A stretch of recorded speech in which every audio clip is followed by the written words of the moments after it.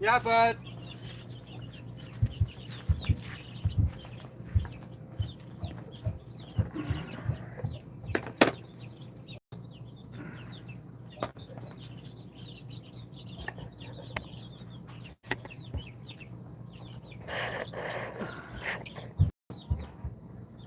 Pizza.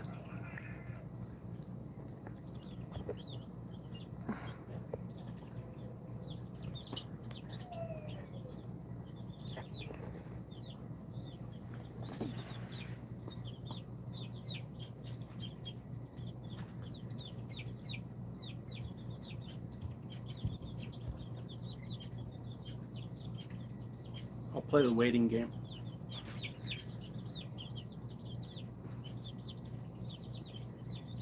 See who all decides to show up. Or if you do, Moose Around Coffee post has no comments yet. As a group expert, comment. Oh, it's that notification.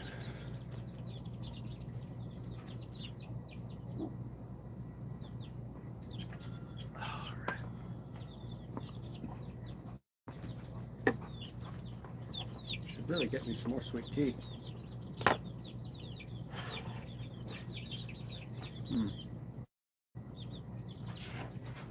Just one person? Do we have two? Can I get two people? One, two people. Can I get two? I would be terrible as an auctioneer. I scared them away. Daggum.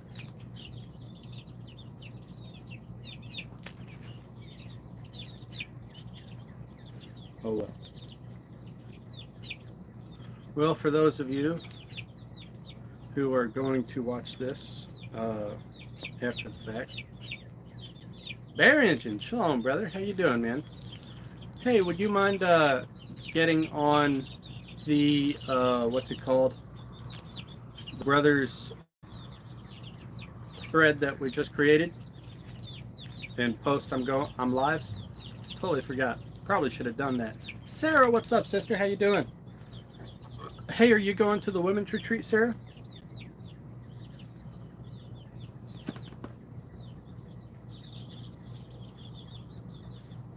I really wish I could keep the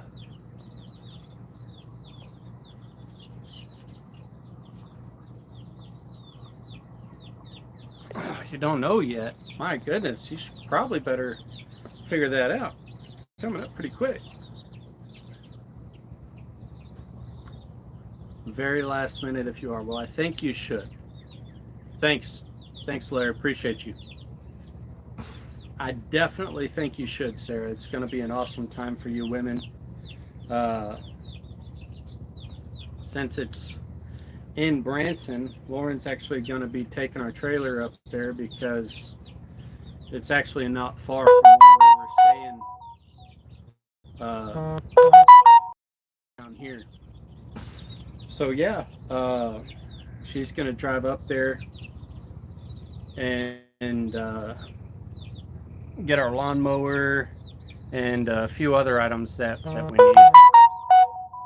Flights are stupid expensive, still arranging childcare. Gosh. Oh my gosh. Man. Yeah, I understand. It's not going to be easy. It'll be worth it if you actually get the opportunity, though.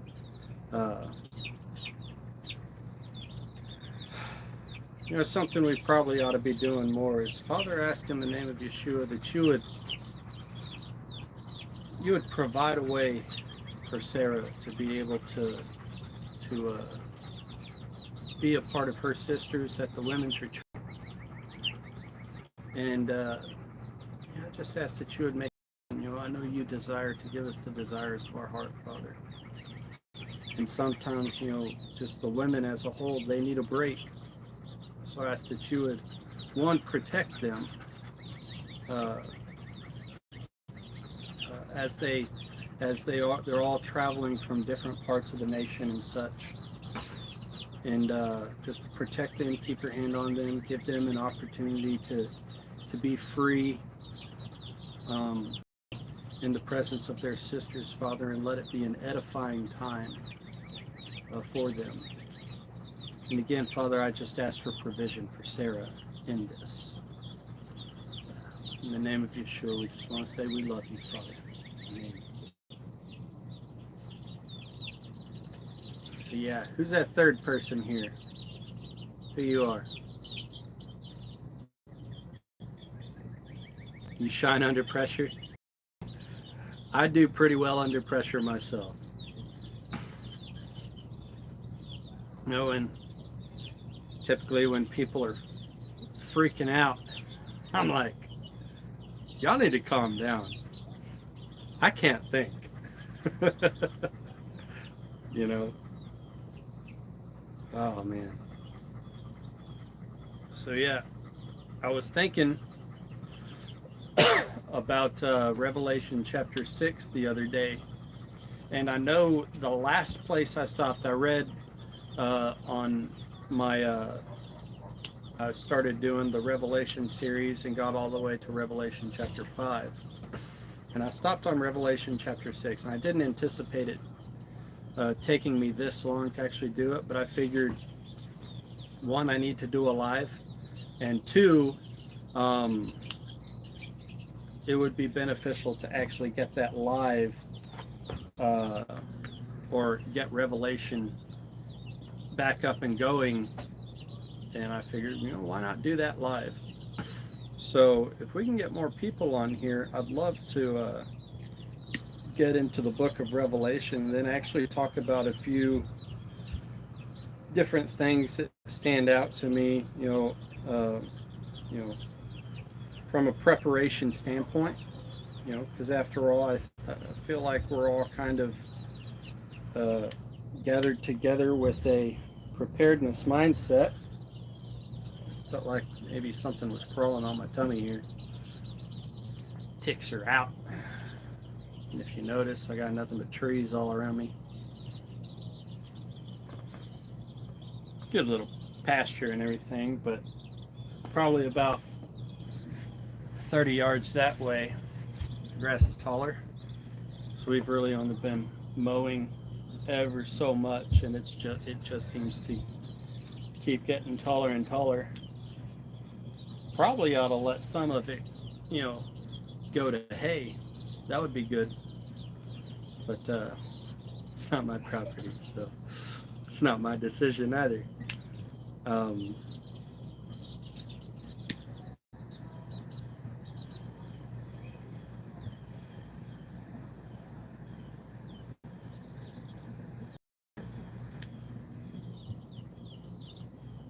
Texas T, shalom. Lone Star Living, how you doing, brother? Glad to see you here. Now, maybe Ehud Sword could get on here. I know he's been itching for me to do a live stream, or what's that, Garen Clakley? I think it might have been Garen, I don't know.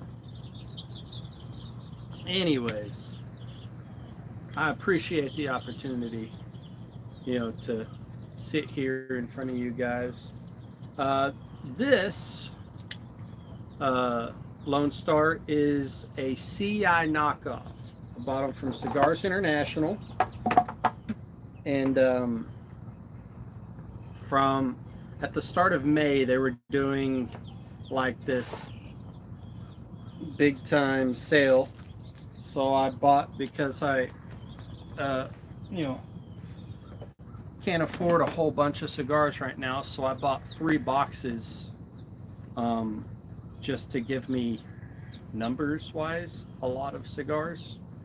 And I bought a box of, it was a box of 20 for like 30 bucks of, it might have been 40 bucks, Mark Twain Memoir. That's actually a pretty good stick right there. Musran, shalom, brother. How you doing, man? And then, guys, if you're out of coffee, go buy some. MooseRunCoffee.com. And then the Nica Libre, which I am not smoking, but that is, there it is. And then, last but not least, the CI knockoff of a, this is a knockoff of of a Cohiba. It's not a bad smoke. It's definitely not the best smoke. You can definitely tell it's a knockoff.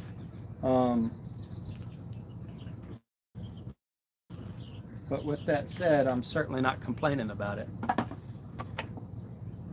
So yeah. Comments. They just go away so fast. The Crazy Alice. Yeah, well, you actually have good cigars, bro. Cigar bid is addictive. Don't ask how I know. I'm pretty sure I know how you know.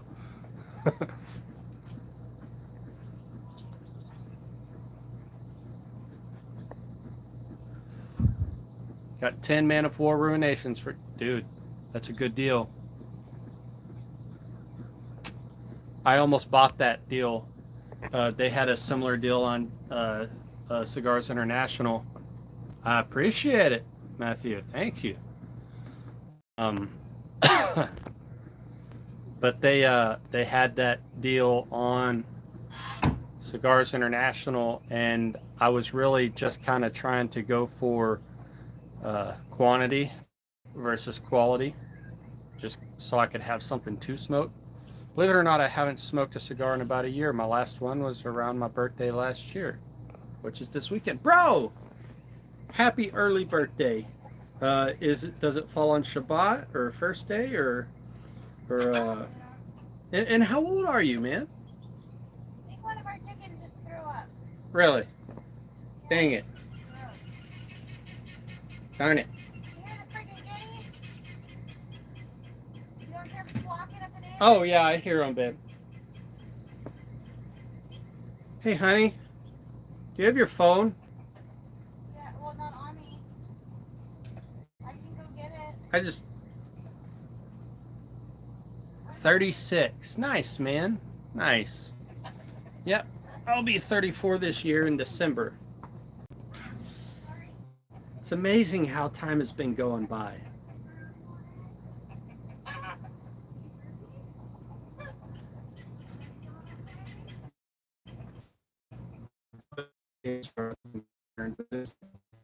But I can't believe we're already in, 11th wedding anniversary. So that's cool. Can you please grab my Bible? I think it's on the table in there. It's on the bed. It's on the bed? Thank you. So yeah. Oh no, people are leaving. They don't want to hear what I gotta say. Bama Baka. How you doing, man? Texas T, you will forever be 36. You're alright, man. It's a blessing to get old, isn't it?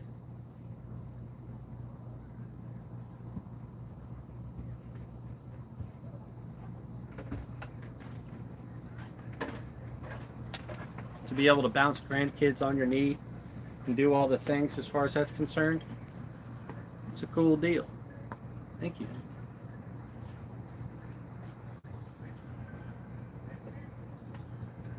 You'd only be in half the pain.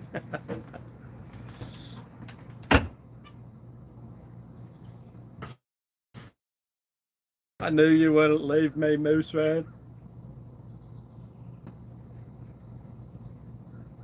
Don't feel like it sometimes? Yeah. I believe you. I've been having a hard time lately. I think most of that's just because I haven't been drinking water like I should be. And I've just been kind of getting all tight and stuff. So, getting clinched in the tight spot. I don't even know what that means.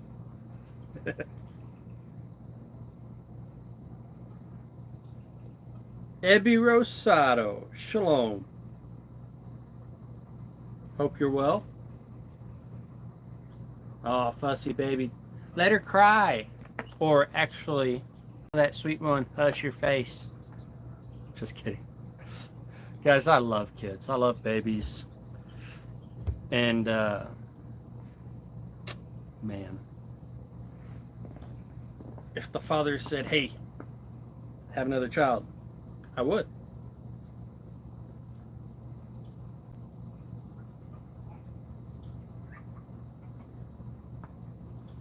They're so precious. Those precious little ones. Yeah. Yep. Ah, Scott. Matthew Brady, what's up, bro? How you doing, man? Hope you're well. Uh-oh. Dropped my bottle. This is my sweet tea bottle from earlier. Revelation. Let's see what we got.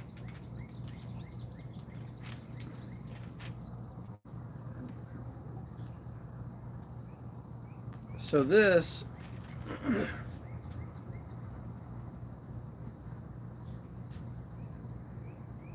you think I need a few more taters running around? Oh man, my 4-year-old. Oh my gosh. I don't know. He makes us have second guesses. He's a difficult one to deal with sometimes. Dealing with gout. Oh my gosh. I don't envy you, brother. That sucks. That talk about pain. Oh man.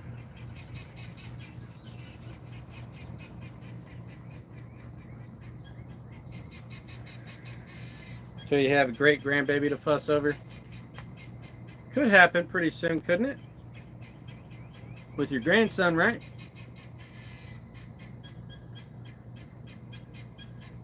Or grandson-in-law, that's Hunter, right? Like I had a hair in my mouth. Oh, and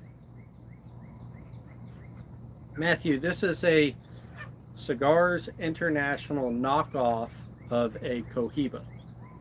So don't listen to my wife. I listened to her on a few things.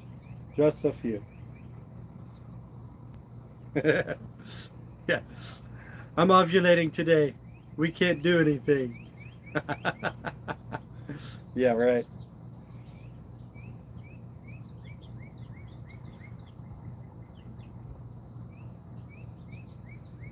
Don't listen to her about the babies. Yeah.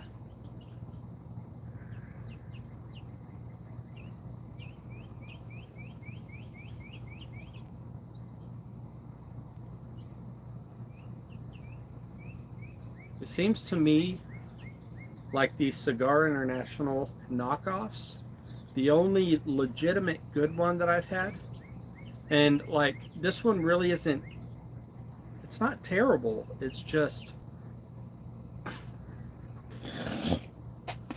to me, it's leathery and it lacks flavor. And I will say the best Cigars International knockoff that I've had is the coffee. They have a coffee stick and it's sweetened. It's almost like an acid, like a sweetened tip. Because it's got a sweetness to it. And I think it might actually be sweetened. But that's a good stick too. It actually smokes pretty well. But these sticks overall, they're not terrible. They burn. They'll stack up ash on you and everything, so they're not bad. I like to have another brother in the family, right?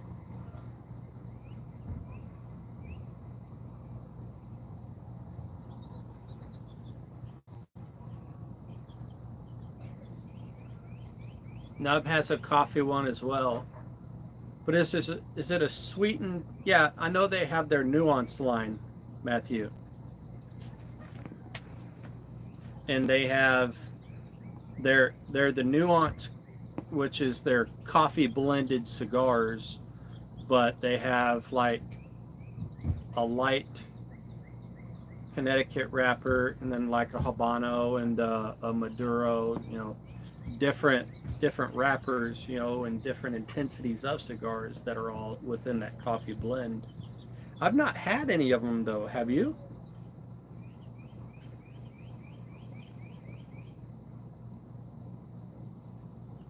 Because I really do like nub cigars. Which, if I'm not mistaken, I'm pretty sure. Shalom, Jason, how you doing, bro? If I'm not mistaken, I'm pretty sure The nubs, I agree. Nubs are actually made by Oliva, or maybe they're owned by Oliva, something like that. But I think it's kind of like, acids made by Drew Estate, and then they have the Liga Privada number 9, and Drew Estate has so many cigar lines. I believe Oliva has several cigar lines as well, and I think Nub is one of them. And if I'm correct, dude.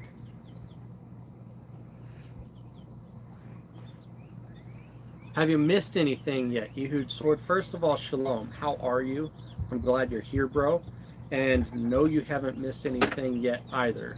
I've just been sitting here kind of doing nothing for the last 20 minutes talking about cigars. I'm smoking a Cigars International knockoff of a Cohiba. It's not great, but it's not terrible either. It's like so akin to like the Drew Estate, what are those called? The factory smokes. Not great smokes, but it's super cheap. The one you got in that clear package? Yeah. Yeah. I don't have any squeezies. Sorry, buddy. Looking pretty chill. Hallie, Jace, bring me a We'll talk banana. about the little taters. No talking. Don't talk. Jetson, no. The owies. Jace, Shut bring the me door. a banana, please. Shut the door. I don't want you to do that. You'll get hurt. Jace, bring me a banana.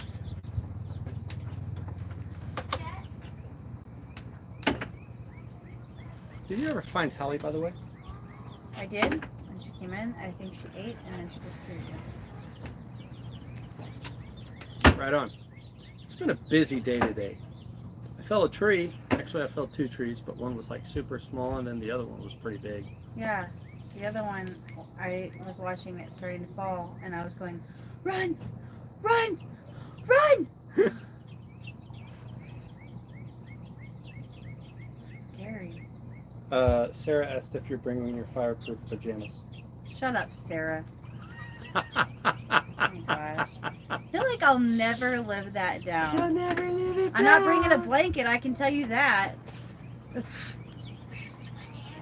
They're on the counter, I think, in a bag, or on the table in a bag.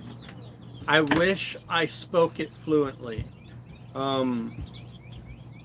Muy poquito, my friend.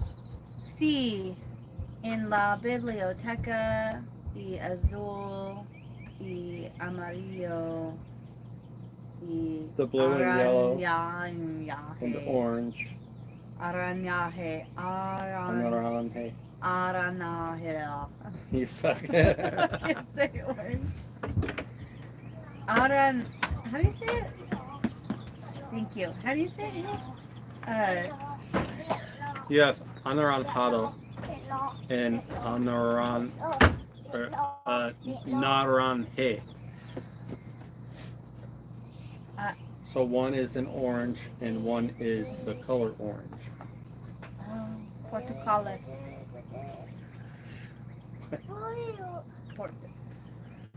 From my Big Fat Greek Wedding. Yeah, anaranjado. Okay, go play. Anaranjado. Anaranjado. Look, Sí. your Spanish is worse than mine, and I don't speak it.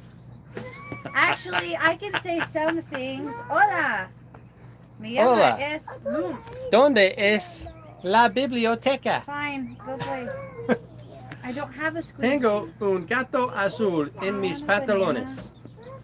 Can you say delicioso? Darn it.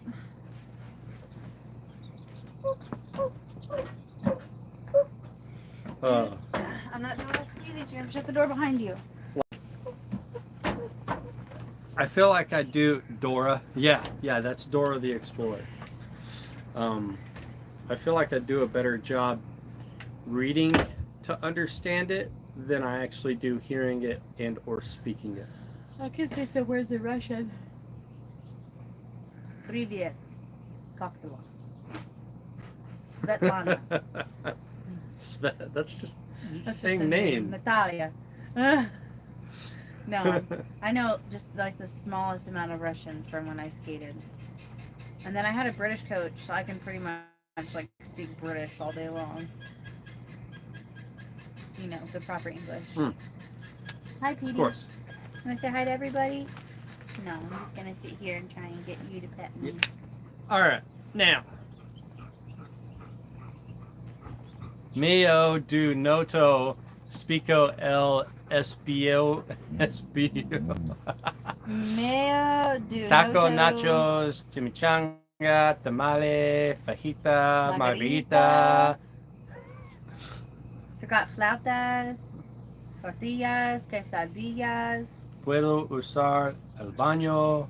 The door to the bathroom? No, may I use the bathroom? Oh, puedo is may I? Can I? Oh.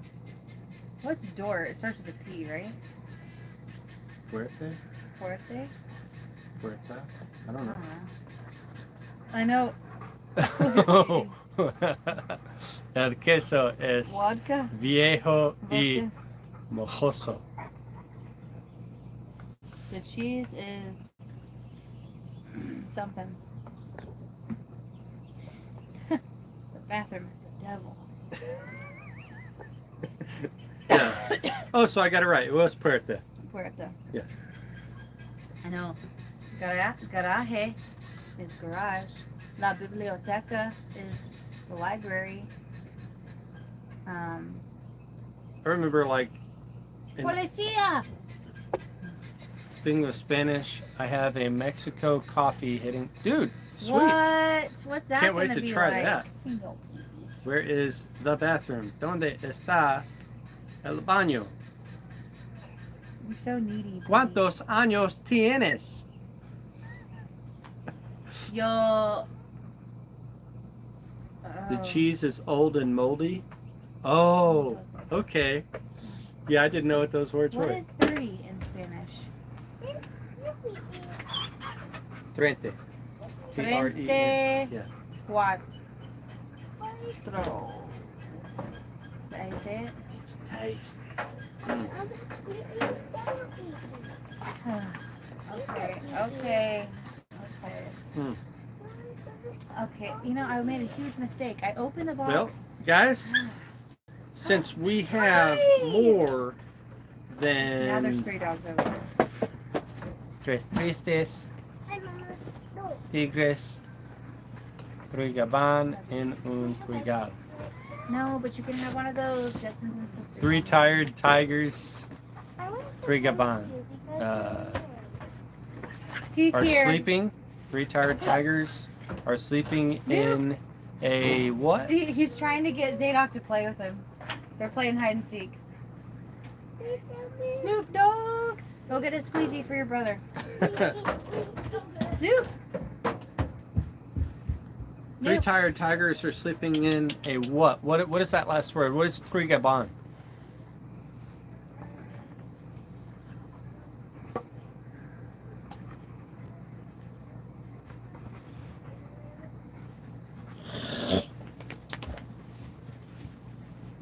Thumbs up. Give me those thumbs up. All 7 of you. I think I'm batting 1,000 for likes. Oh man, I really need to get like people. 3 sad tigers. Whoa. What just happened? Mod in their cage. Okay. Sweet. Oh, triste is sad. That's right. So not tired.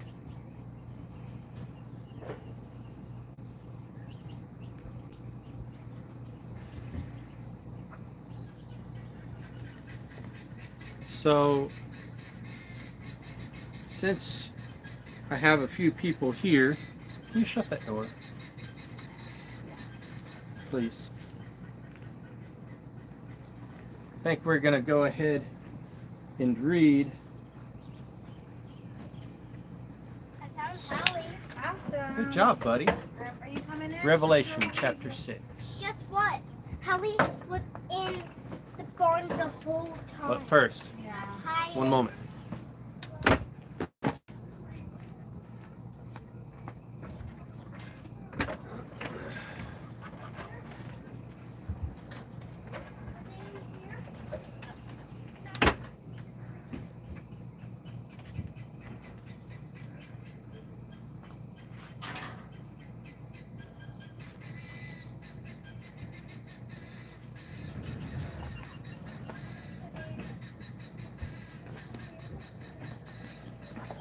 Uh-oh. Oh no! I ashed myself on my shorts. Darn it. Okay. Now, who wants to read the book of Revelation? Oh, there's a pop there. I know it. Just don't want to go. Okay, Revelation chapter 6. We're just going to go ahead and dive on in. Hooter and Torah, shalom. How are y'all doing? And guys, I'm telling you, I'm pretty sure most of you are already on my Patreon, but I'm going to start doing like videos, and I don't know, I'm thinking about, dude, you do that all the time. I do what all the time?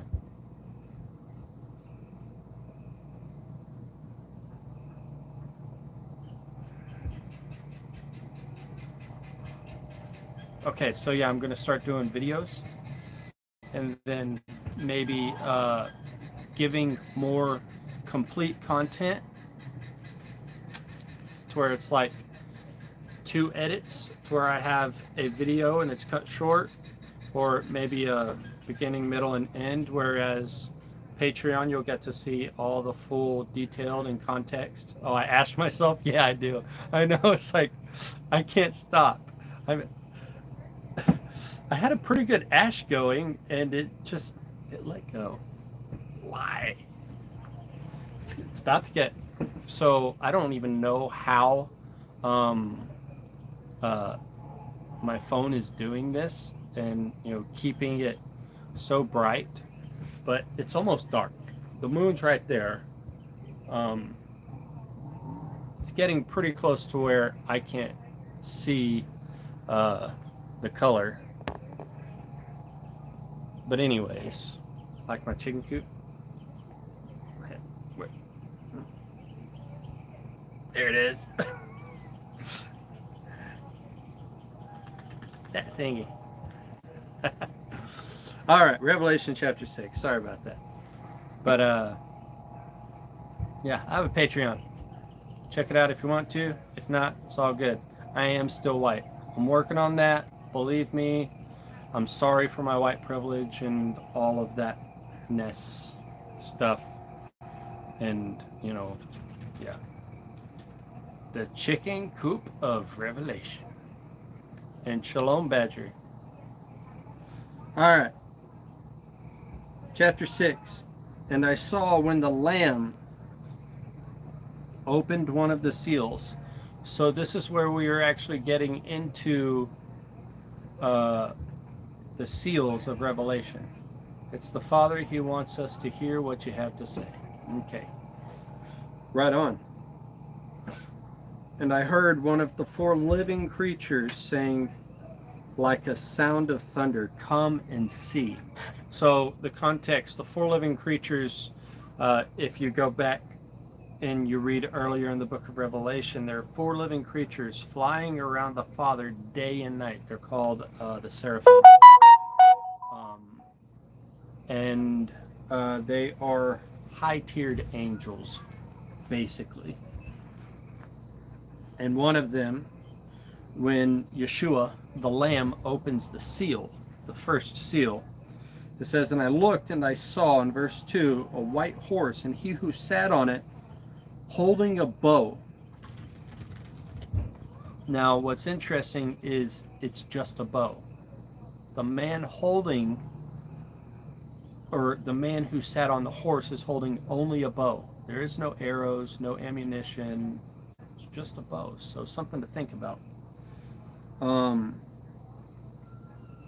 And a crown was given to him, and he went out overcoming and to overcome.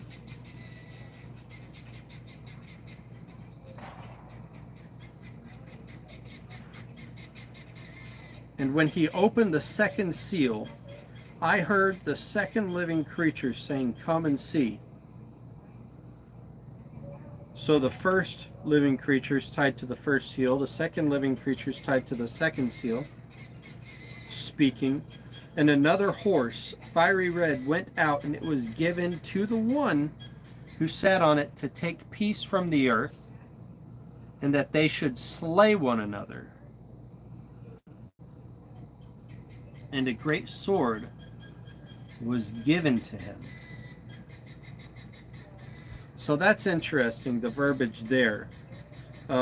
It was given to the one who sat on the horse to take peace from the earth, and that they should slay one another. So is that saying the inhabitants of the earth are slaying one another?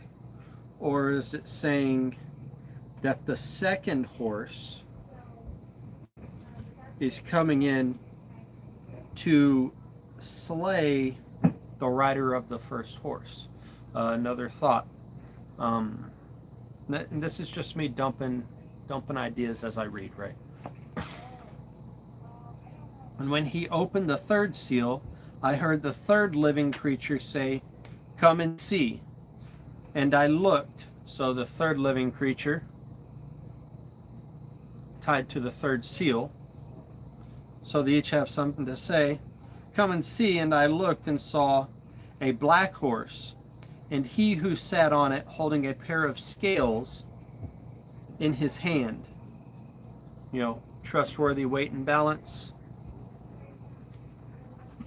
And I heard a voice in the midst of the four living creatures. So it wasn't the four living creatures, but it was in the midst of the living creatures, speaking.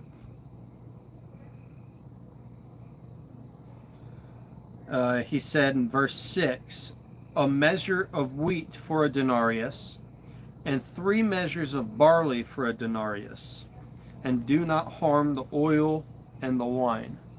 So a denarius is basically a day's wage.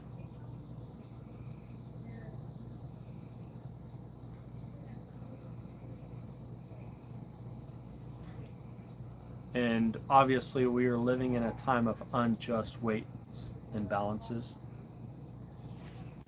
which is an abomination to the Most High.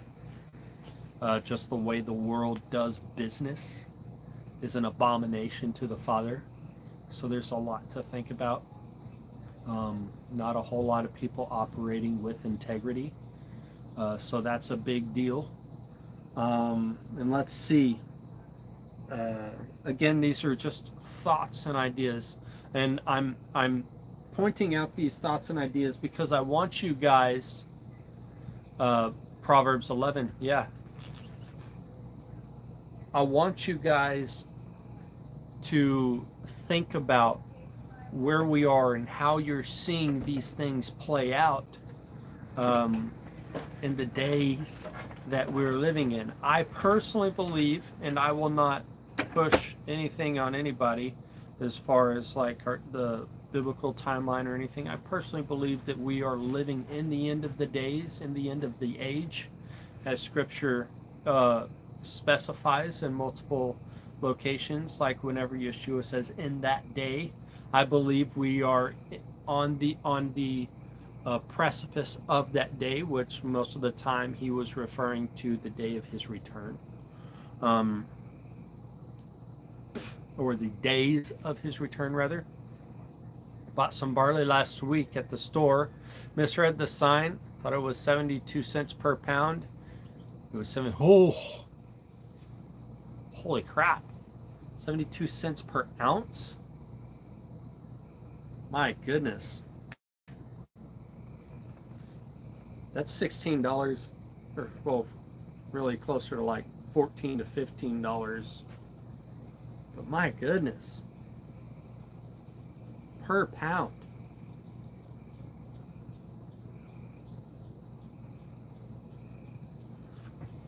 And if you think about it, we we are constantly being warned over and over and over of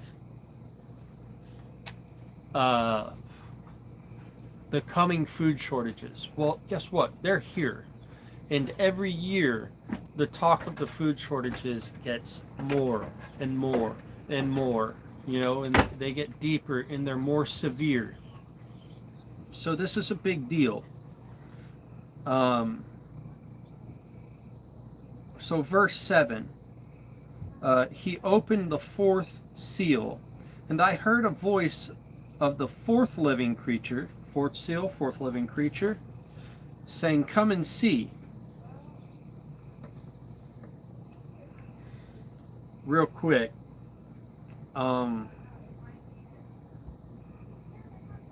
there were four living creatures.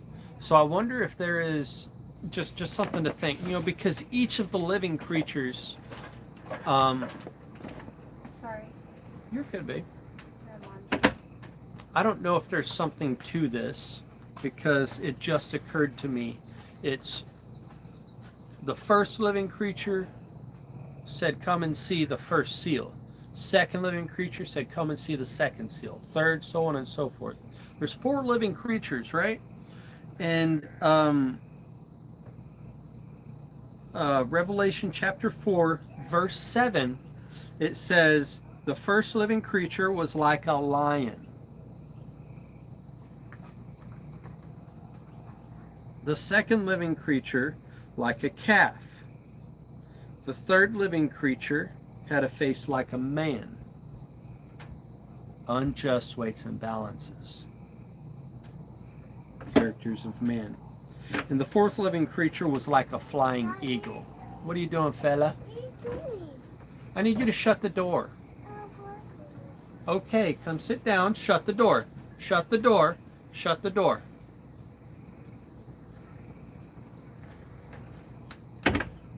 Shut it. All the way. All the way. You can do it. Thank you, fella. The problem I'm having, as it always seems, is that I cannot find like-minded people. I can say this, my wife's eyes have been open to the things that are going on. Well, praise y'all for that. I don't know what to tell you about finding people, man. I mean,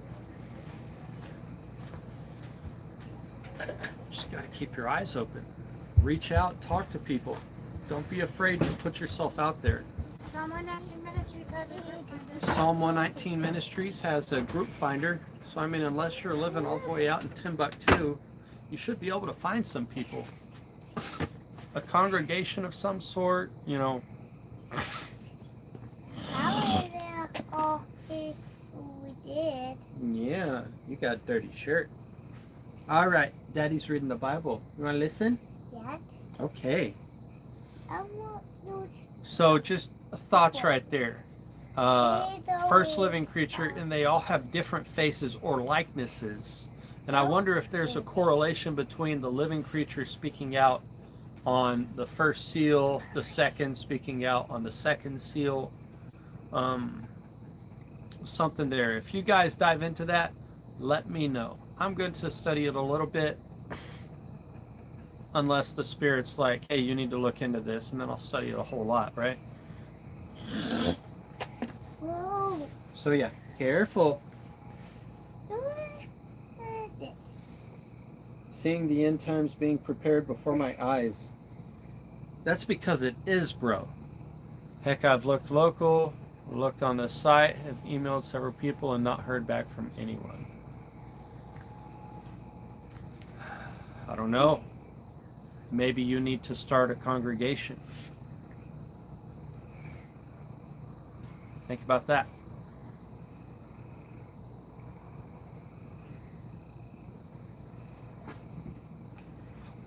Okay. Chapter 6, verse 7. He opened the fourth seal, and I heard the voice of the fourth living creature, which was like a flying eagle, saying, "Come and see." And I looked and saw a green horse, and he who sat on it had the name Death, and Sheol followed with him.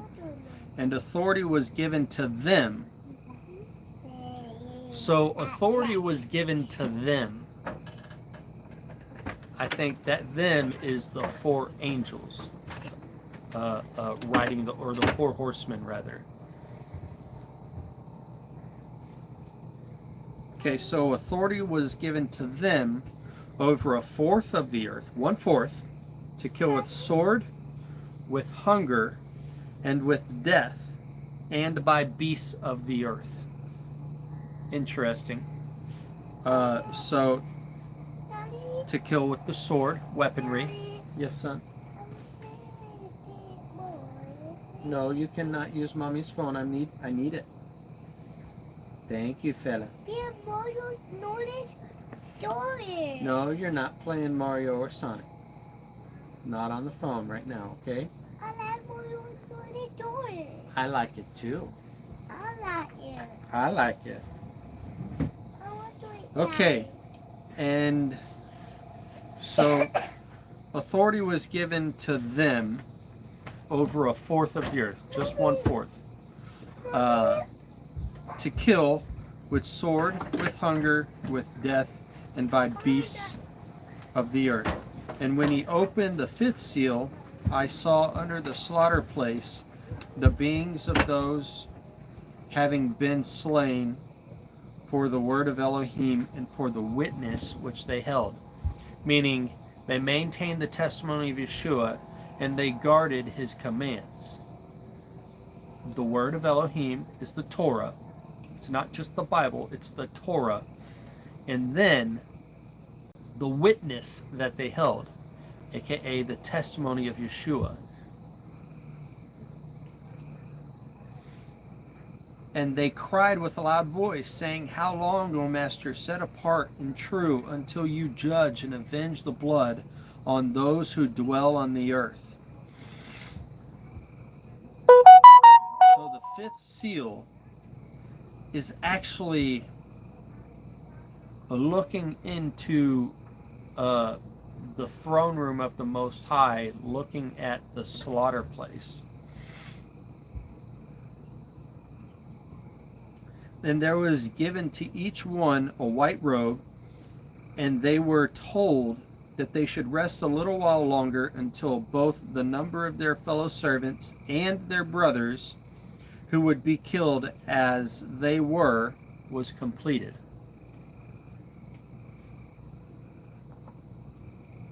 Need to touch it up. Sorry.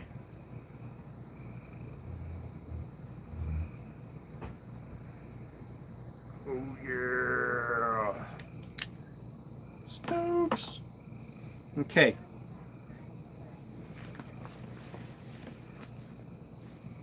Now,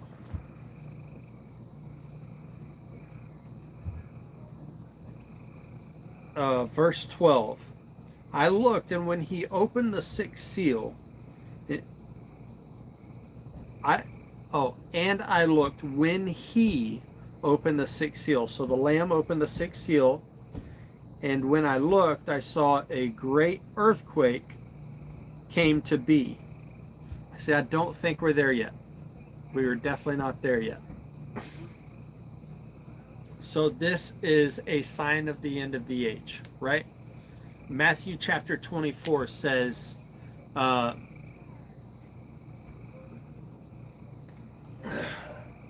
Northeast, working on coming out of her to, what's AK? Is that Alaska?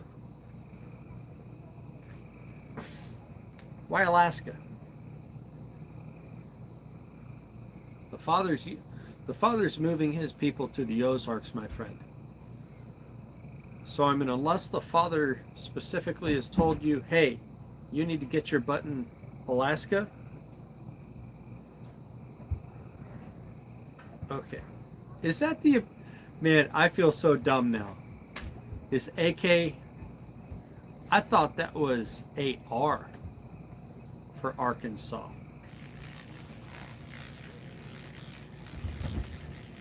Anyways, that shows how much I know. Anyways, I digress. But good. See, that's what I thought. Arkansas is AR. AK is Alaska. And Texas T is over here just laughing his butt off.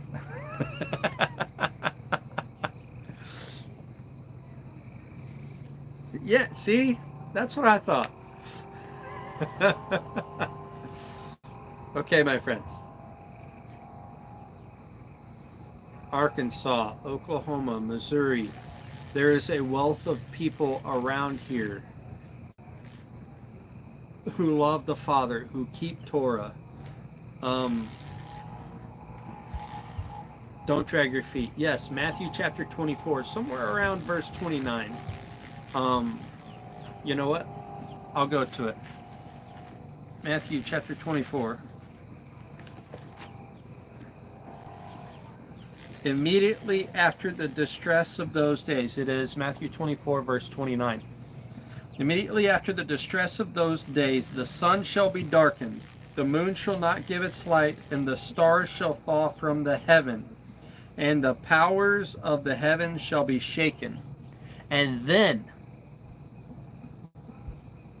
verse 30, the sign of the Son of Adam shall appear in the heavens, and then all the tribes of the earth shall mourn, and they shall see the Son of Adam coming in the clouds of the heaven with power and much esteem, or great glory.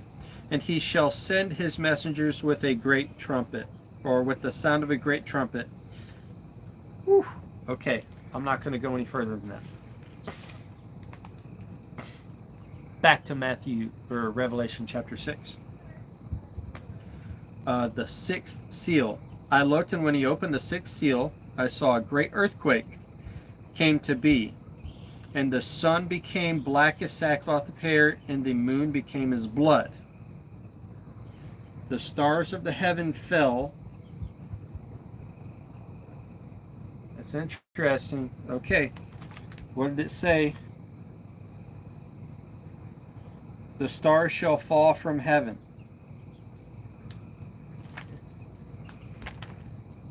The sun shall be darkened, and the moon shall not give its light. So here in Revelation chapter 6, it says the sun became black as sackcloth.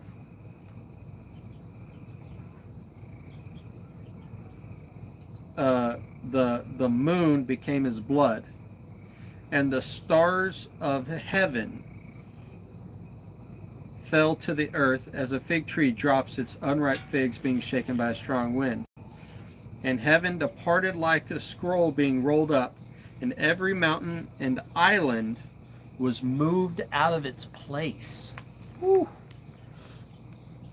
So that's pretty crazy.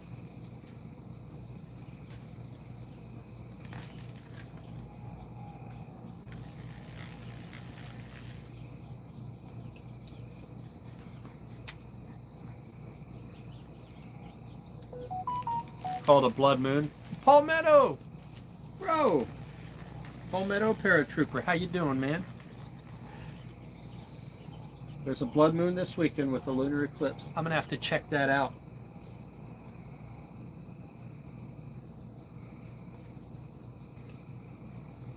And the sovereigns of the earth, and the great ones, and the rich ones, and the commanders, and the mighty, and every slave, and every free one, hid themselves in the caves and in the rocks of the mountains, and said to the mountains and the rocks, fall on us, and hide us from the face of him sitting on the throne, and from the wrath of the Lamb. Woo! Arkansas, you're here to be renovated. You're a little late, my friend.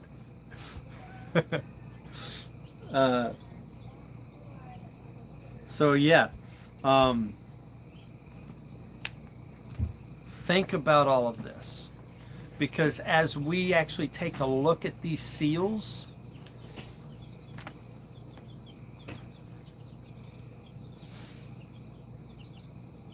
Matthew 24 is Yeshua's description where the disciples are like, hey, what's going to happen at the end of the age? And he's like, this is what's going to happen at the end of the age. He tells us straight up, look what's going to happen. And at the end of the tribulation, Not before, not in the middle of it, but immediately after the distress of those days. Depending on your translation, it says immediately after the tribulation of those days. Those days, it is specifying the end of the age. There's your context. So are we at the end of the age?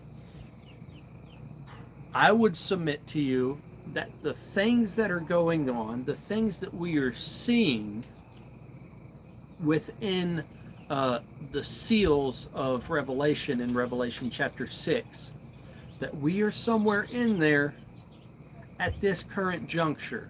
Okay? So they have power to kill a fourth of the earth. Sorry, man, I have to go. I'll be sure to watch this tomorrow. Please be praying for us. We are not, bro. I know. I'm praying for you. Hey, the Father's going to open a door, okay? And you just have to trust Him. This is in His hands. Do not be in anxiety over this. You saw what the Father did for us, and there's no reason why He wouldn't do this for you when He loves you just as much, if not more, than He loves me. So, you're good, bro. Lone Star, you missed it. We're leaving. We're going bye-bye, my friend.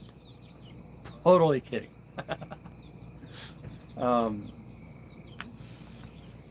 Actually, you did miss me reading Revelation chapter 6, because I'm talking about what's actually going on. And I did a parallel, Matthew chapter 24, verse 29 and through 31, I believe.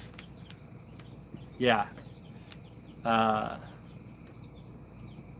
Yeah, guys, please be praying for Moose Run Coffee. They're not in the greatest position. They're actually where we were.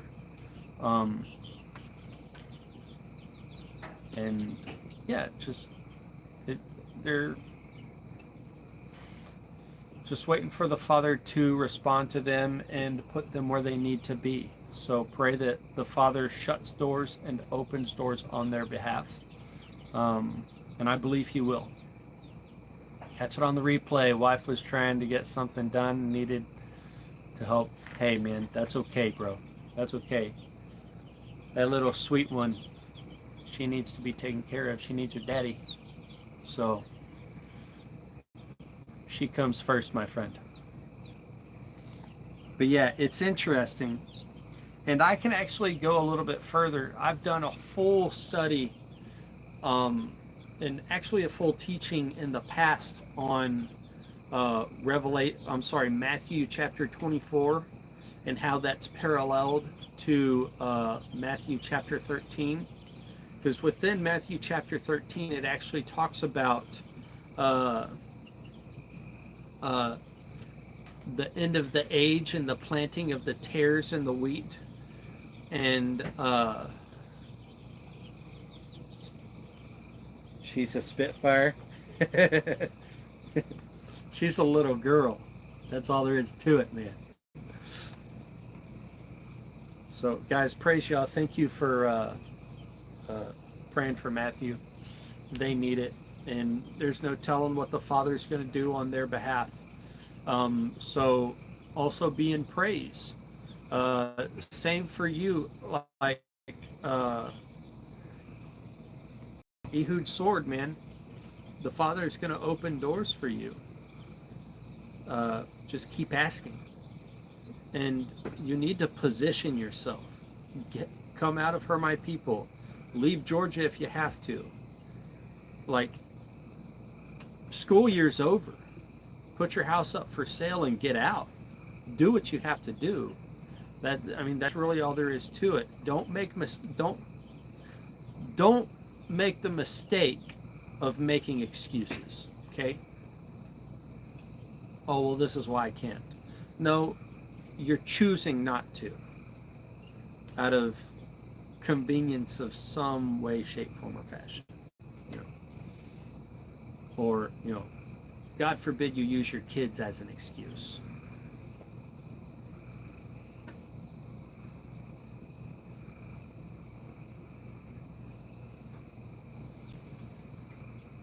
So yeah, I'm sorry. it's hard. I am kind of in a mood. I needed this. I needed this cigar. I needed to get into the Word. I needed to live stream. I need to be around brothers. We're always looking for good quality people down here. Hey, guys, if y'all can go down there, Lone Star, I know exactly where you're at, so I'll not upset you unless it's okay. But get down there. You have a quality brother down there around Bonham, okay? Now, I'm not pinpointing his location.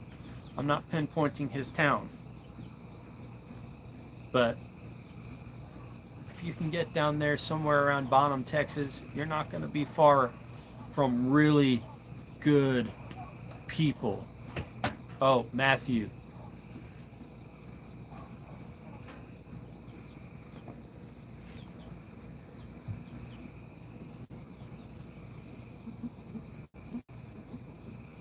Bro, praise Yah, man. That's awesome. Sorry, I was speaking to Matthew, and I was mistaken saying Ehud sword.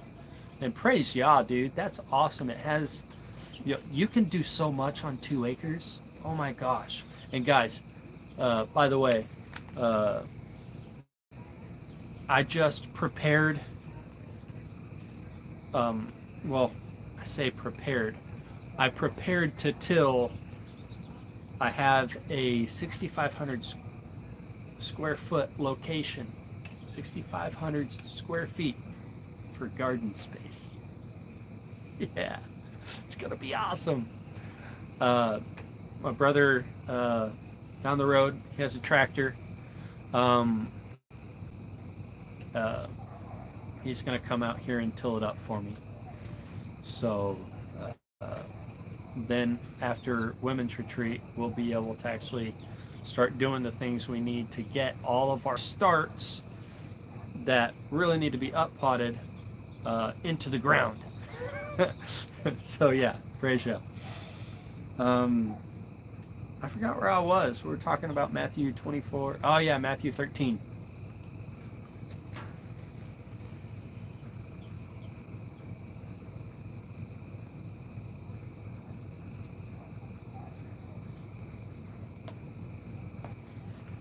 Starting to want to try and go out on me. So at the end of the age, Matthew chapter 13, he gives a parable of tares and wheat. We all know that one, the parable of the tares and the wheat.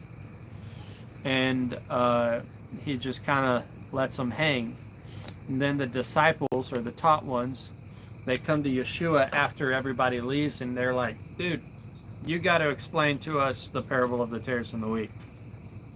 We got to know. So he does.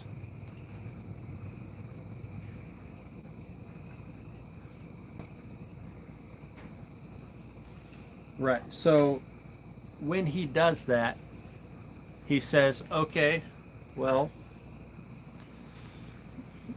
the one essentially with the garden or the field is the Father, the Most High. And the one who planted tares in his field is the wicked one, Hasatan. Whatever name you want to call it by, doesn't matter. The evil one planted tares. Now, the wheat are those who maintain the testimony of Yeshua and guard to keep his commands. And the tares would seem to me to be essentially, could potentially be believers that say they believe, or unbelievers, well, definitely unbelievers altogether, because there will be a reaping, a harvest. The thing about tares and wheat is, or darnel and wheat, depending on your translation, is the tares look nearly identical to wheat as they grow. But the only way you can tell the difference between the two, or the surefire way you can tell the difference between the two, is at maturity. So when the wheat is at full maturity, it bows over the weight of the fruit. The grass just falls over. It's in a bowed position. Where the tare or darnel, it looks identical to wheat until maturation, at which point it stands stiff and upright. It will not bow over. That's a problem. So it's very symbolic of those who are believers and unbelievers, or who say they believe yet really do not. And that is a context for the end of the age. So it is very interesting. There will be no, it would seem to me that there will be no mercy for those, and gosh, it's kind of hard to say it, but there potentially may be no mercy for those who refuse to keep the commands of the Most High when Yeshua returns. I don't know how that works. I am not by any means saying that we are saved by Torah, because it's not really about being saved as much as it is about being redeemed. And the Father is coming back for a pure and spotless bride, and the way you become pure and spotless is, 1, through the blood of Yeshua, and 2, professing your love in desiring, or within your actions, keeping his ways.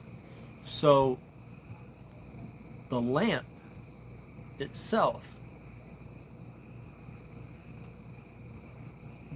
so Scripture says that, if we talk about the parable of the 10 virgins, the 5 wise and the 5 unwise, the lamp itself is the Torah. Scripture says, thy word is a lamp unto my feet and a light unto my path. Yeah, that's the Torah. Okay, so the lamp is the Torah, but the oil in the lamp is the Spirit. And that parallels back to John chapter 4, where Yeshua is speaking to the woman at the well. He says, the hour is come and now is, where true worshipers will worship the Father in spirit and in truth. So what's interesting, hi fella, I'm reading the Bible and talking to people. Are you okay? Shut the door. Shut it. Shut it. I love you. So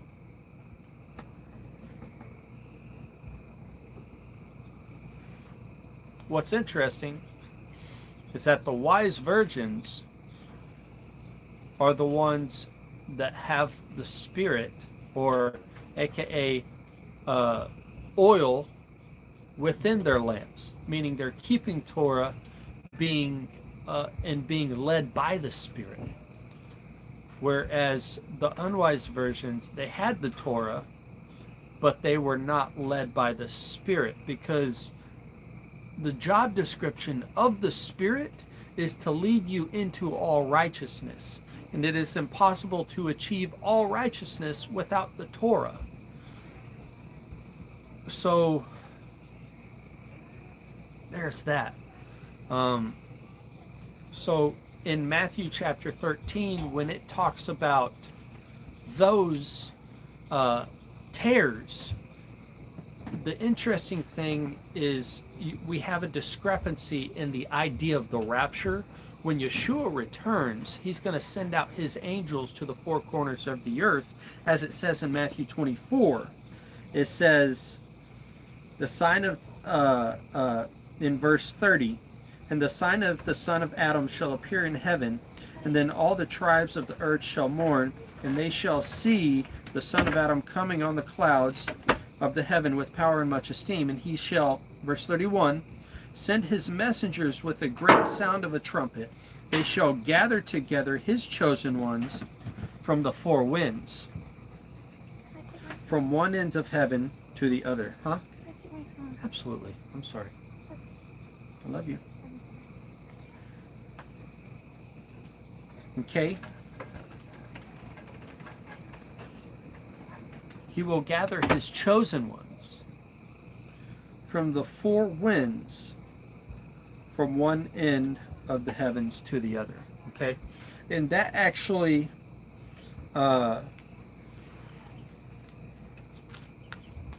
we actually see that in Deuteronomy chapter 31, whenever he is gathering those who maintain the testimony of Yeshua and guard to keep his commands. Deuteronomy chapter 31. It's very important.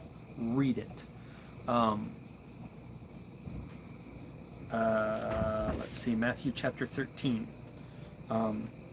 Maybe I'll put a teaching together on this. I actually touched on it in the very first video I ever did on YouTube. It was a message on this exactly. That was like 4 years ago, 3 years ago, 4 years, something like that.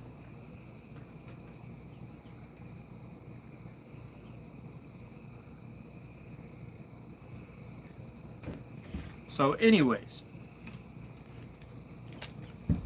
hear what Matthew chapter 13 has to say on the exact subject, because this is Matthew, the book of Matthew, the occurrence or the reaccounting of Yeshua's words out of Matthew's, from Matthew's perspective, and he was a word for word guy. So detail is important. That's why the book of Matthew is so long. Okay. Then having sent the crowds away, this is Matthew 13, verse 36. Yeshua went into the house, and his taught ones came to him, saying, explain to us the parable of the darnel of the field. He answering said to them, Yeshua answering, okay, he who is sowing the good seed is the son of Adam. Okay? That's Yeshua, sowing the good seed. And the field is the world, and the good seed are the sons of the reign, the millennial reign. Okay? The context is within the end of the age. So the good seed are the sons of the reign, meaning they will make it into the millennial reign.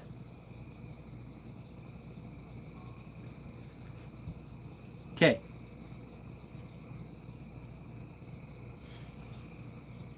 Verse 38.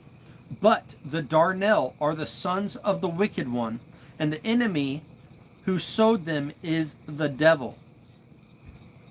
And the harvest is the end of the age. Okay, there's your context and timing. And the son of Adam shall send out, and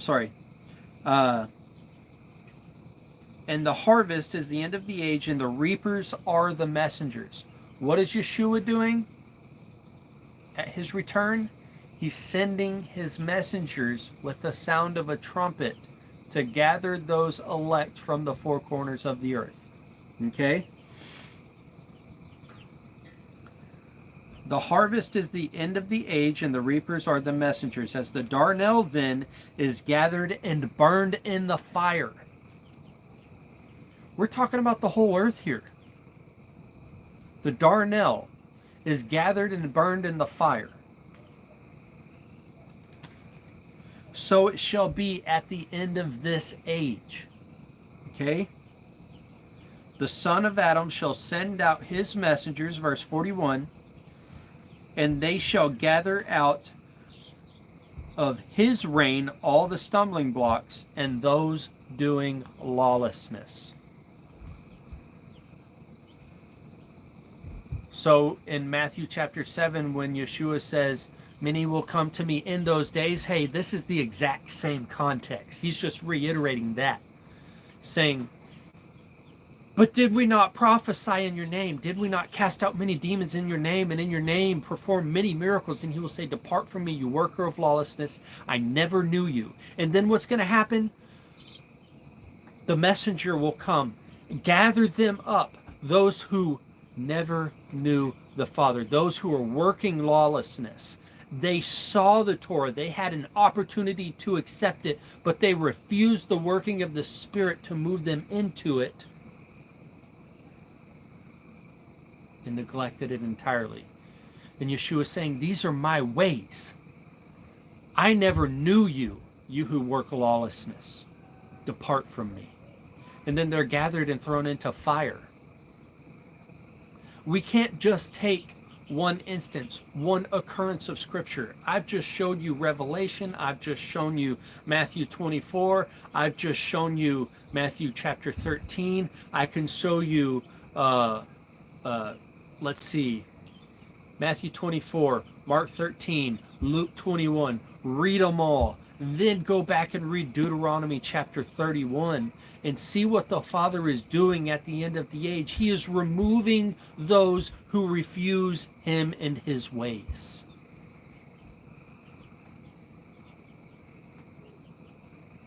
It's important. With every bit of my being, with every action, everything I do, I must choose him and his ways. What is his desire? And we cannot forget that the job description of the Spirit is to guide you into the truth.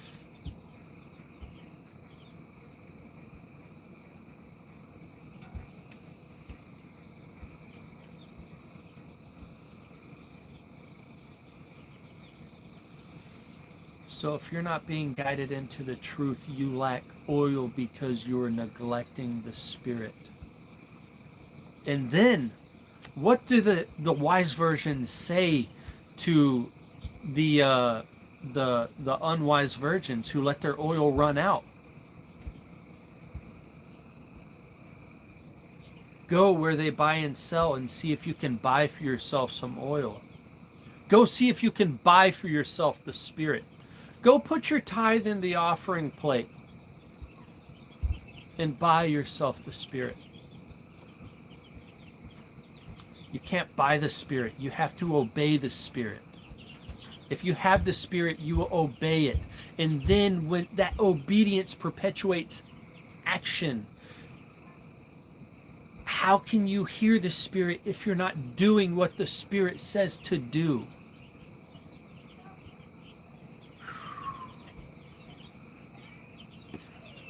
So yeah, it's heavy. It's very heavy, but that's the end of the age, and that's what we're coming into. And guess what? We have food shortages coming. Authority was given to those riders, those 4 horsemen, over 1/4 of the earth to kill with hunger, to kill with death and disease. What did you say, Matthew? I missed that last comment. A lot of my family refuse to listen to me when I talk about the Torah, but they refuse to believe it. I fear they are lost too. I'm sorry to say it, but I'm not going to lie to you, and I certainly won't sugarcoat. You have to trust the Father so much that you relinquish the fate of your loved ones to him.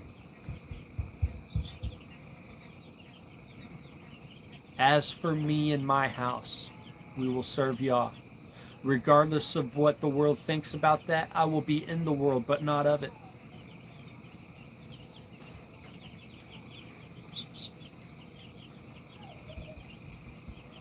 If there's an earthquake Sunday. Oh boy. Oh boy.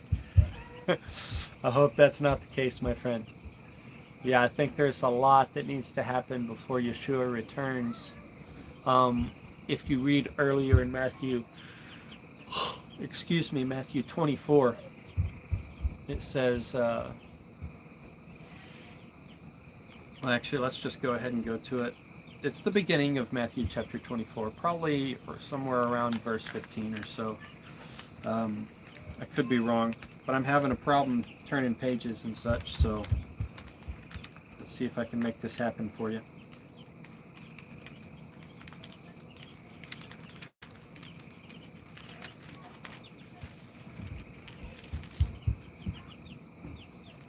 One more.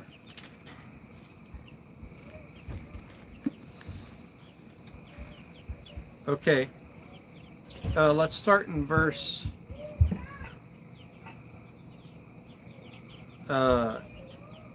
Check this out. Let's just read the starting, and I'll stop. I'll read Matthew 24. Isn't that the second or third seal? Okay. The earthquake. The earthquake. No, that's the sixth seal. The earthquake is when we see the coming of the Son of Man. The sun will be darkened. The moon will not give its light. Yeah. It's hard to just leave them to their own devices when I'm telling them what needs to be done. But you're right. Yah is in control, and I have to trust in him. Yeah, bro, lead your house. You are not in control of them. All you can do is lead by example. Your words mean nothing. It was the same with Yeshua whenever he was trying to teach in his own hometown. They were like, are you not the son of a carpenter? Why should we listen to you? Why would your family listen to you? Your greatest witness is your action and your consistency, because your consistency will prove your conviction, and your conviction is what is attractive. Okay? So get that. Matthew chapter 24. And going out, Yeshua went away from the set apart place, and his taught ones came near to the point out to him to the buildings of the set apart place. And Yeshua said to them, do you not see these? Truly I say to you, not one stone shall be left here upon another at all. And as he sat on the Mount of Olives, the taught ones came to him separately, saying, say to us, when shall this be? And what is the sign of your coming and of the end of the age? So they asked three questions. When is this going to happen? What is the sign of your coming and the end of the age? Okay. And Yeshua answering said to them, take heed that no one leads you astray. For many shall come in my name, meaning many shall come pointing to me, saying, Yeshua is, or rather, like myself, I, Heath, I come to you, pointing to Yeshua, saying Yeshua is the Messiah. And then I teach you against Torah, and teach you against his ways, and teach you against the Spirit. That's what he's saying. I don't want to do that. I want to teach you the truth. Okay, so he says, many shall come in my name, pointing to me, saying, I am the Messiah. Many shall come in my name, saying, I am the Messiah, and they shall lead many astray. They're not coming saying, hey, follow me, I'm the Messiah. No, they're pointing to Yeshua, saying, hey, he's the Messiah, now listen to me. Okay. False fruit. They shall begin to hear of fightings and reportings of fightings. See that you are not troubled. For these have to take place, but the end is not yet. For nation shall rise against nation, reign against reign, and there shall be scarcities of food, deadly diseases, and earthquakes in places. So I don't know if you've been paying attention, but we've got scarcities of food, there's been deadly diseases, and there's been earthquakes happening in this world in increased frequency. Okay, so pay attention, y'all. All these are the beginnings of birth pains. They shall deliver you up to affliction and kill you, and you shall be hated by all nations for my name's sake. Yeshua. And then many shall stumble, and they shall deliver up one another, and they shall hate one another. Meaning, here we go. And many false prophets shall rise up and lead many astray, and because of the increase in lawlessness, the love of many shall become cold. What are the two great commands? The two great categories of all the Torah. Love Yah, love your neighbor as yourself. But because they neglect the Torah, because of the increase in lawlessness, because of this, the love of many grow cold. They neglect Torah, therefore they lack love. But he who shall have endured to the end shall be saved. Endure to the end.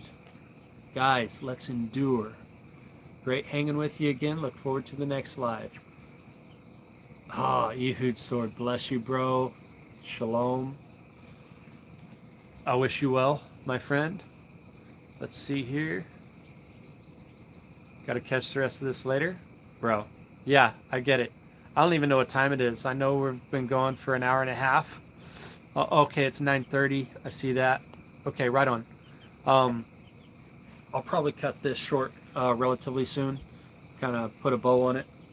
But I am going to finish this right here, because I think it's important that you guys understand the simplicity. While it seems complex, it's very simple. Okay? The simplicity of the Father's word here, and where we are at the end of the age. He who shall have endured to the end shall be saved. What is the context of he who shall have endured? When you read, as we will throughout Revelation, those who maintain the testimony of Yeshua and guard to keep his commands, this is the endurance of the saints. That's all in Revelation. And we're going to get there. But this is your backstory, my friends. This is kind of your leading context. Straight out of our Messiah's mouth, okay? And this good news of the reign shall be proclaimed in all the world as a witness to all the nations, and then the end shall come. The good news of the millennial reign of Yeshua's kingdom coming to the earth shall be proclaimed in all the earth. Yeshua's kingdom is coming. Proclaim it from the rooftops. Here I am speaking to 261 subscribers, and whoever decides to watch this video shall hear the proclamation of the reign of our Messiah coming at the end of this age, which I believe is near. And then the end will come with the blast of a trumpet. What? You mean the blast? Wait, that's one of the Moedim described in the Torah. The Feast of Trumpets, Yom Teruah, blow the shofar, the sounding of a great trumpet, and then all of a sudden it's a party. Hey, we're going to rejoice whenever Yeshua returns at the sound of that trumpet, because our redemption has come. Guys, we're not going to heaven. Heaven's coming here. Unlearn the lies of the Big C Church.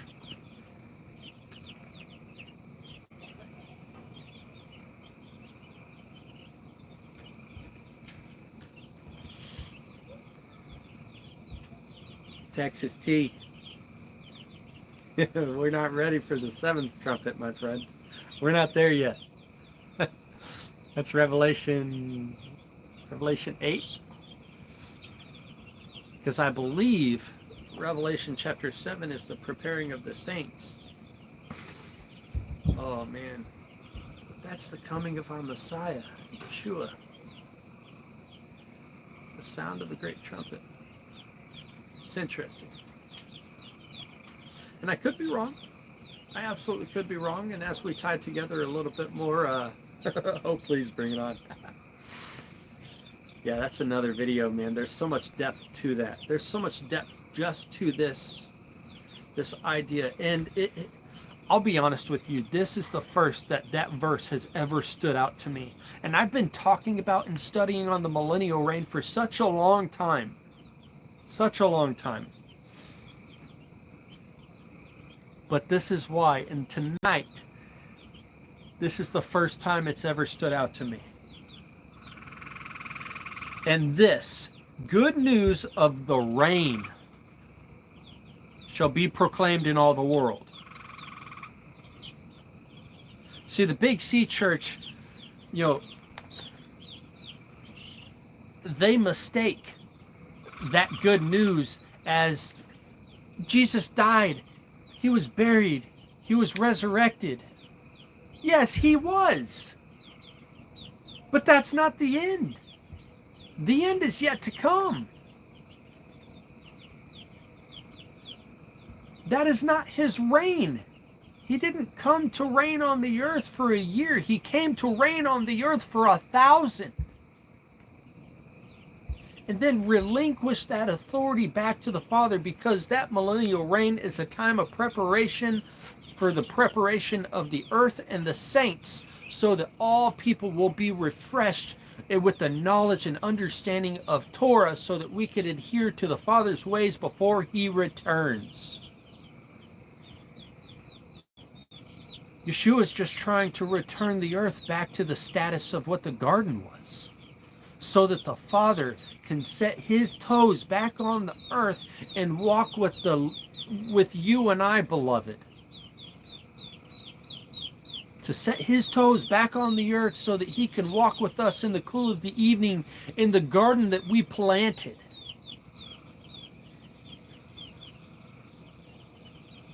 Where there will be no sweat, there will be no toil of our brow, there will be no tears. Where we get to rule and subdue the earth in true and legitimate authority under the direction of the Most High himself. In covenant and relationship with him. Why? Because we choose his ways.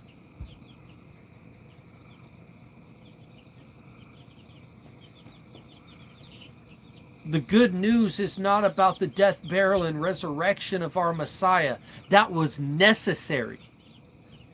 But it only perpetuates the good news of the millennial reign, because he had to come, die, and rise again so that he could ascend, give us the Spirit which was required to fulfill Torah, so that when he comes, there will be a spotless bride for him to return to.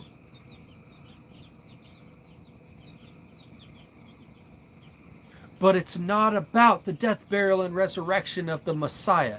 It is about his reign on the earth.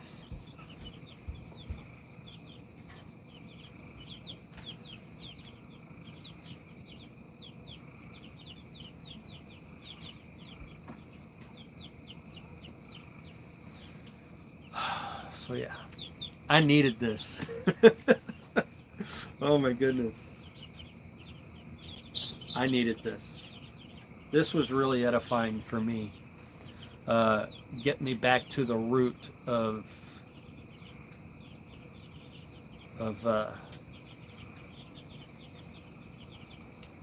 what I set out to do 4 years ago when I started my YouTube channel. And I'll be honest with you, I did a piss poor job of stewarding this thing. So I apologize for that, and Father, I ask that you would forgive me.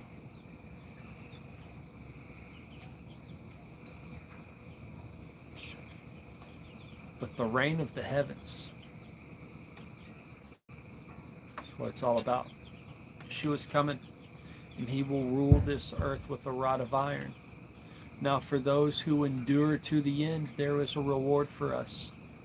There's quite a reward for us who endure to the end.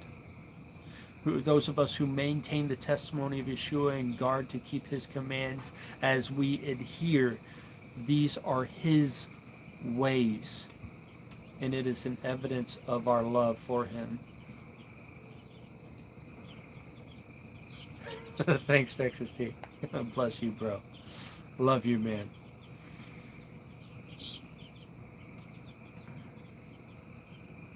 So yeah. Guys, it's sorry, my hand.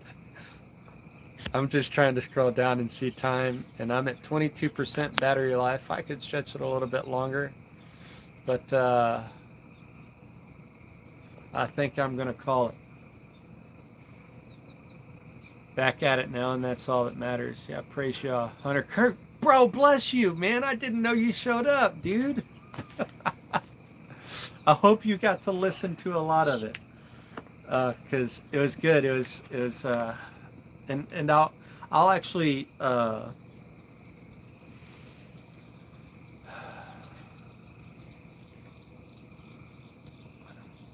think I'll put this, I'll put in the description for those of you who want to go back.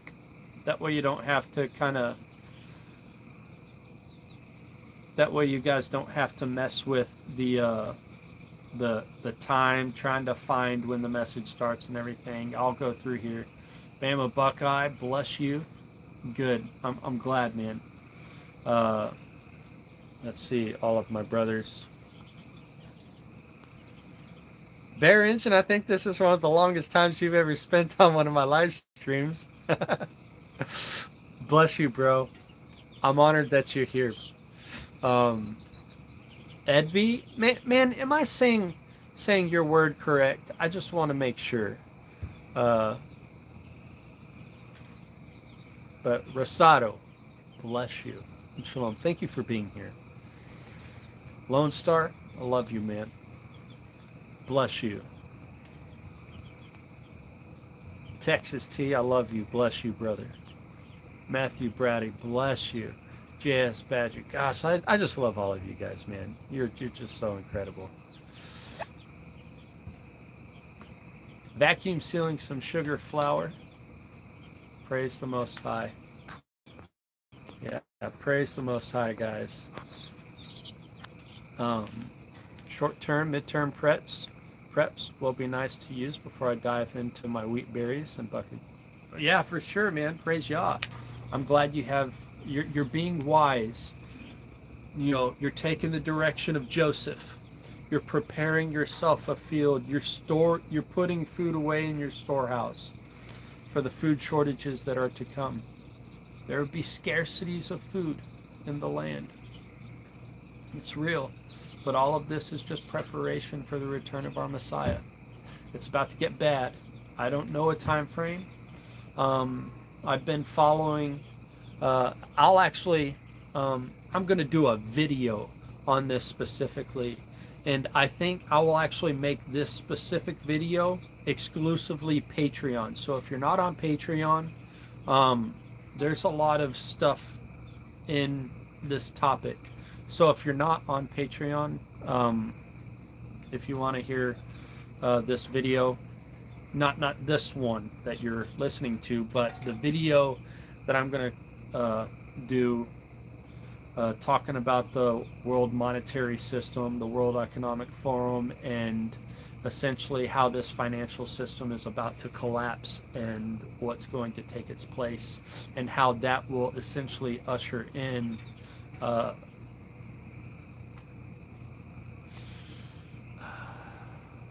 bad times.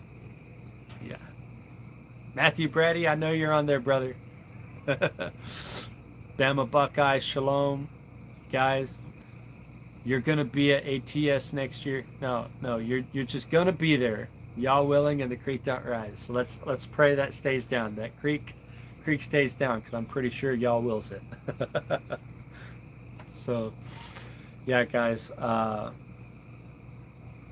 that's that video is going to be a pretty good one. I'm going to actually use OBS for that and try to compile a bunch of information. It's definitely going to be an informational video more than anything. You have a separate Patreon outside of Loom. I do. It is tactically Torah, and it is like Lumph or New Hope Farmstead, whatever Lauren decided to name that. It is, that's her channel. I mean, I'm on it, but that's her stuff, and that is more of our homesteading and stuff like that, and whatever she wants to do for the ladies for Bible study and stuff like that. Me, this is forever who wants to join, but I'm gonna try to do my tactical gear stuff. I just really haven't had an interest to do my tactical gear stuff because I've had a pulling to do this and I've neglected it. So you're gonna have some cool stuff in there, but also I'm gonna put my really informational videos. I may do excerpts for, in terms of like, to fish here on YouTube. Hey, if you want to see the whole thing, it's on Patreon. Go check it out. Tactical. Hey, man, that's all I got, bro. But yeah, there's gonna be some cool stuff on that. And that's actually been a video that I've been thinking about and trying to listen.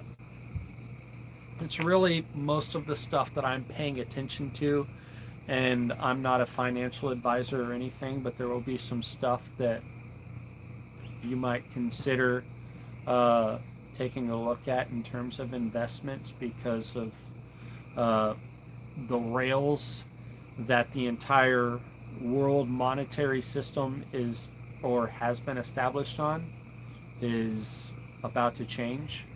So unless you're invested in those rails, kind of like back in the old days when the railroads were being built, the people who had money or were making money were the ones who were investing in the railroads. Well, we're talking about the rails that this financial train is going to ride on for the Great Reset. And I probably shouldn't have said that. So,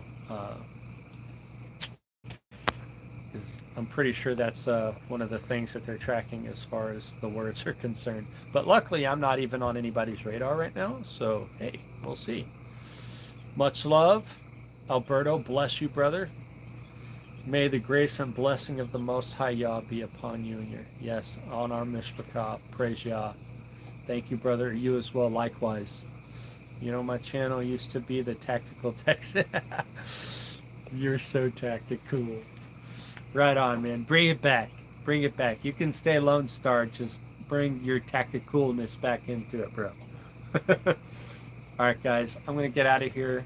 Bless you. Shalom. Let me pray real quick. Barrington, love you, brother. Father, I thank you for the opportunity to be able to get on here and share and spread the good news of the reign of our Messiah that is to come. Father, I ask that you would use me for that. And Father, I just want to thank you and give you honor and praise for opening our eyes to the truth of your word. I ask, Father, that you would let it sink in. I ask that you would give them eyes to see and ears to hear. Every individual who opens their eyes and ears to see and hear what I am speaking tonight, or what I have spoken in this video, Father, I ask that you would let it be a seed that is planted that would draw them closer to you, or draw them to you, your truth, by your Spirit, Father, and let them obey. Father, I ask that you would allow this to resonate within our spirits and let it drive us and perpetuate the Spirit in our lives further, Father. We want to honor you with our lives, and we just say we love you and praise you and give you glory and honor in the name of Yeshua, our Messiah. And Yeshua, thank you.